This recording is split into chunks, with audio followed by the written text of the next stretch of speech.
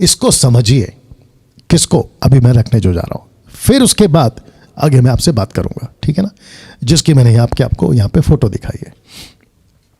इसको समझिए।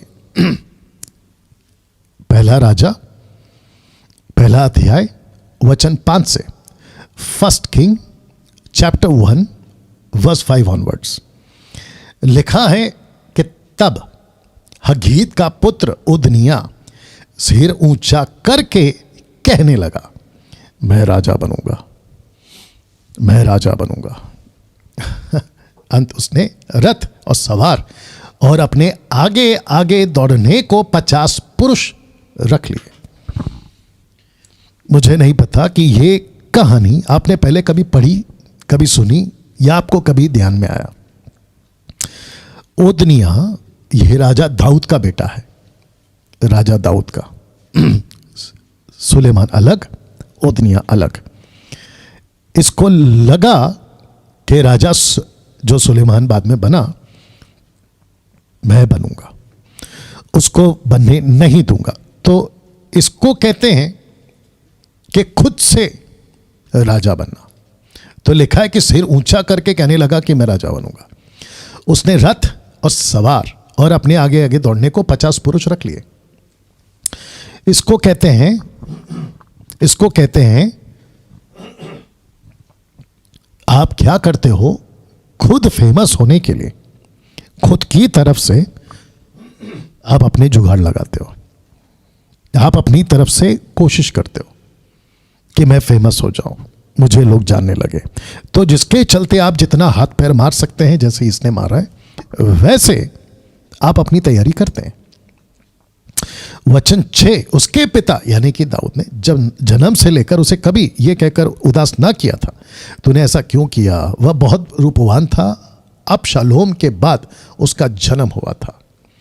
वचन 7 इंपॉर्टेंट है, मैंने 2 वचन एक साथ रखा है, 7 और 8। लिखा है कि उसने अदोनिया ने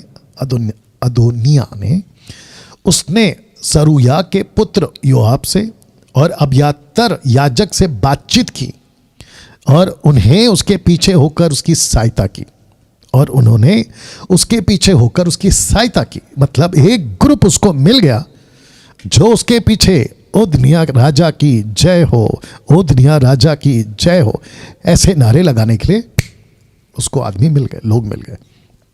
वचन 8, परंतु सदोक याजक सहोयादा का पुत्र बनयाह, नातान नबी, शिमी रेई और दाऊद के शूरवीरों ने उदनिया का साथ ना दिया। या आवाज ठीक है, उसका साथ नहीं दिया। तो इसका मतलब क्या है? इसका मतलब है कि जो अपना सिर ऊंचा करके राजा बनना चाहता था, उसको सबसे पहले 50 लोग मिल गए। उसके बाद उसको अब्यातर याजक भी मिल गया। मतलब एक आत्मिक सपोर्ट, याजक, पास्टर, अपोस्तल, बिशप, मुझे ऐसा सपोर्टर मिल गया है। लेकिन ये सारे के सारे साथ तो दे रहे, आपके साथ हैं ब्रदर, आप आगे बढ़ो, हम आपके साथ हैं ब्रदर, हम आपको फॉलो करेंगे ब्रदर। लेकिन ये कौन है? ये खुद से बना हुआ राजा है। लेकिन वचन 8 के जो याजक है ना, वो समझ गए थे कि हमको इसका साथ नहीं देना है, क्योंकि ये गलत ट्रैक पे चल रहा है। वचन 9 लिखा है कि उदनिया ने जो हिलेत नामक पत्थर के पास, जो एनरो घेल के निकट है, भेड़ बैल तैयार किए, पशु बलि किए, सैक्रिफाइस, अपने भाई सब राजकुमारों को, भाई और सब राजकुमारों को, राजा के सब यहूदी कर्मचारियों को बुलवा लिया। बोला आओ। वचन 10 को पढ़ना, परंतु नातान नबी, बनयाह, शूरवीरों को और अपने भाई सुलेमान को उसने ना बुलाया। अब इससे क्या सीख सकते हैं? इससे हम क्या समझ सकते हैं? मैं आपको जल्दी से बता दूं कि यहां पे 2 राजा है। यहां पे एक ही बाप है और उसके 2 बेटे हैं। एक का नाम है ओदनिया और दूसरे का नाम है सुलेमान। राजा दाऊद को पता था, क्योंकि उसने प्रॉमिस किया था कि मैं राजा सुलेमान को, यानी कि सुलेमान को अपने बेटे को राजा बनाऊंगा। लेकिन वो दुनिया को उसने कभी प्रॉमिस नहीं किया था। हाँ, बस वचन 6 के हिसाब से उसने कभी उसको रोका भी नहीं, उसको लाड प्यार बहुत दिया, क्योंकि रूपवान था। आपसे आप लोग पढ़ सकते हैं, जिसके चलते उसको लगा अब मैं बन सकता हूं।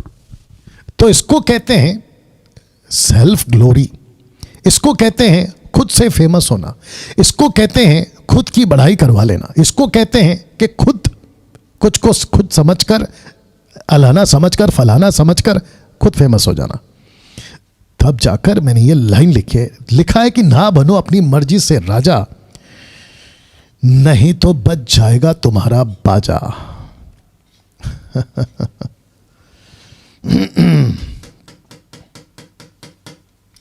ओके, इसको फिर से पढ़वा देते हैं आपको। लिखा है, ना बनो अपनी मर्जी से राजा, नहीं तो बच जाएगा तुम्हारा बाजा।